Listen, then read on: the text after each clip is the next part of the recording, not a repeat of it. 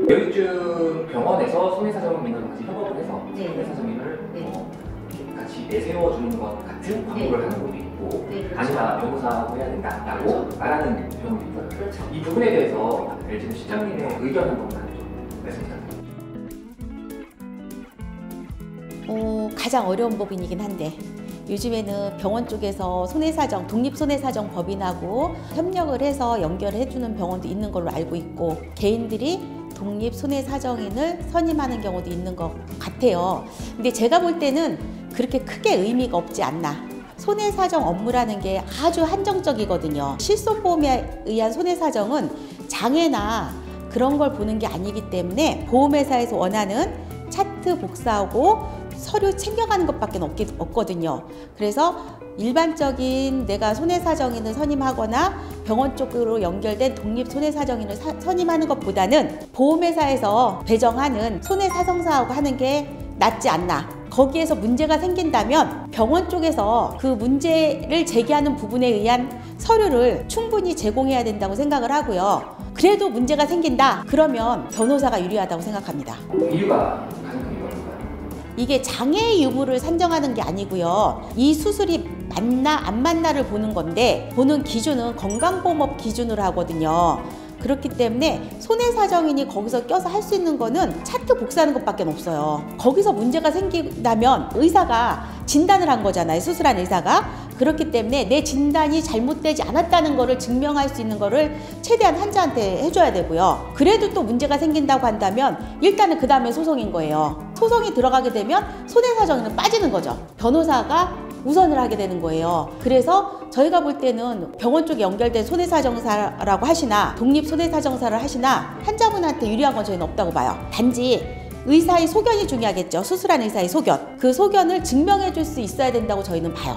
그 의사의 소견을 가지고 손해사정인이 보험사와 다툴 수 있도록 굳이 그거를 손해사정을 낄 필요가 있을까요? 병원에서는 의사 진단이 맞다는 합당한 소견을 써줄 거고 거기에 대한 자료를 충분히 드릴 거예요. 그러면 보험회사는 감정이 두 번이 가요. 하나는 일반 감정이 가요. 일반 감정에서는 의사 이름이 없어요. 그리고 동시감정에서는 의사 이름이 있어요. 이때 의사 소견서, 그러니까 수술한 주치의 소견서를 같이 넣게 되면 일반적으로 동시감정을 하는 선생님들이 자기의 이름이 찍혀서 나가는 거기 때문에 제대로 된 소견서를 낸다고 저희는 봐요. 그렇기 때문에 이 부분에서 손해사정이 낀다라고 한다면 굳이 왜? 저희는 그렇게 봅니다. 손해사정인과 함께 받지 못한 보험금을 마치 받아줄 수 있다는 듯이 통보하는 병원들을 제가 본 적이 있는데 네. 그건 어떤 해석으로 그런 거죠? 그냥 쇼?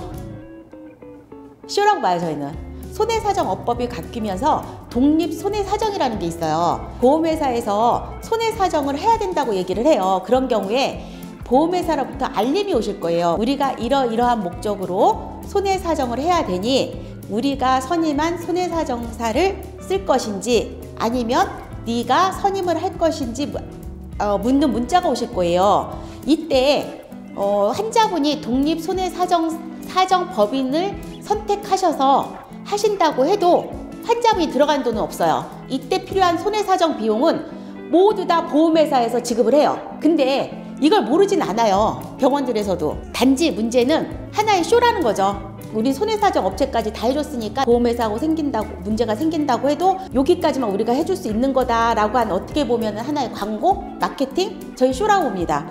이 수술은요. 어떤 손해사정인 업체가 와도 할 수 있는 건 한계가 있어요. 나머지 문제가 생긴다고 한다면 동시자문까지 가게 되는 경우 있는데 이 경우에는 수술한 주치의 소견이에요. 내가 왜 이 진단을 했는지, 이 진단이 왜 국가에서 기준으로 삼는 진단에 맞는지에 대한 답변을 저는 수술하신 선생님이 하셔야 된다고 저희는 봐요. 그래서 손해사정인은 나는 꼭 해야 되겠다라고 한다면 병원 쪽에서 연결하는 손해사정인을 쓰지 마시고 개인적으로 인터넷에 독립손해사정이라고 치시면 업체가 쭈루룩 나와요. 거기서 가장 마음에 드는 업체를 선정하셔서 손해사정사하고 상담을 한 다음에 개인이 선임하셔도 됩니다. 이때 들어가는 비용은 보험회사에서 지급을 합니다. 필요하지 않은 보험금을 받을 수 있는 방법도 있을까요? 없다고 봐요, 저는. 이 수술은요, 장애에 의한 등급의 문제라거나 경계성 종양이나 경계성 암에 대한 문제가 아니고요. 이 진단에 맞는 수술을 했는지 안 했는지가 중요한 수술이에요. 뭐 노동력이 상실이 된 게 아니잖아요. 그러다 보니까 손해사정인이 할 수 있는 일이 없어요. 그냥 손해사정이 나온다고 하시면 참고서를 다 사인하시고 의료자문을 원하는 보험회사가 있다면 저희는 받아도 된다고 봐요. 진단이 나온 거잖아요. 그 진단 기준은 의사 마음대로 하는 게 아니에요. 그거에 대한 가이드는 국가에서 정해줘요. 가이드 하에 진단하고 수술이 이루어졌기 때문에 저희는 의료 자문을 하셔도 되고, 또 하나 이 부분에서 손해사정인이 껴서 보험금을 지급받았다? 독립손해사정법인이 이 수술로? 그분은 그냥 하셔도 받을 수 있는 부분이세요. 그거하고는 전혀 상관이 없으세요. 단지 이 부분을 마케팅으로 활용하다 보니까 환자분들이 이걸로 인해서 문제가 생기는 경우가 요즘에 보이더라고요. 저는 이 여유증 수술에 대해서 저희가 환자분들한테 항상 말씀을 드리는 게 뭐냐면, 가슴의 크기에 대한 진단이 안 나온다고 하면은 한 번 더 고민을 해봐라. 모든 선생님들은 진단해서 수술해 주길 원해요. 왜냐면 그게 더 깔끔하니까. 근데도 불구하고 진단이 안 나온다라고 했다라고 한다면 꼭 내가 이 수술을 해야 되는지를 한 번 더 고민을 해봐라. 미용을 할 거라면 상관이 없어요. 건강보험 적용하에 수술을 받는다고 했다면 한 번 더 고민을 해봐라 라고 말씀드리고 싶습니다.